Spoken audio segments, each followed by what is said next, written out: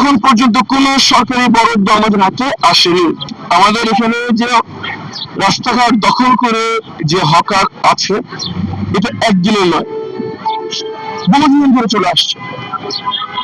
প্রথমে স্বীকৃতি নিতে হবে যে এটা বৈধ নয়, কিন্তু একই সাথে আমাদের মনে রাখতে হবে যে এই হকার হকার হিসেবে রাস্তায় দাঁড়িয়ে যারা ব্যবসা করছে তারা ক্ষুদ্র উদ্যোক্তা, একেবারে খেটে খাওয়া সাধারণ মানুষ।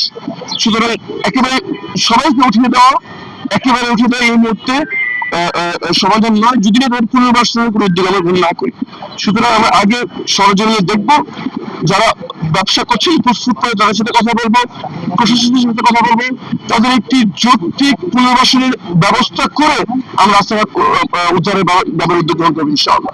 এটি একদিনের ব্যবস্থা আসেনি, একদিনের সমাধান হবে না, কিন্তু এই সকল অবৈধ অন্যায় কাজ আমরা বন্ধ করবো ইনশাআল্লাহ।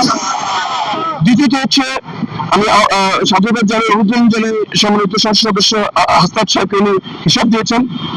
আমরা অনেক বিতরণ করেছি, কিন্তু সেটা একান্ত আমাদের ব্যক্তিগত এবং দলীয় তহবিল থেকে।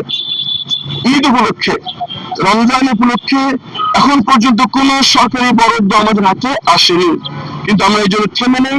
আমরা আমাদের ব্যক্তিগতভাবে যতটুকু সম্ভব, দলীয় দল যতটুকু সম্ভব, আমাদের জনগণের পাশে ছিলাম, আছি এবং থাকবো ইনশাআল্লাহ।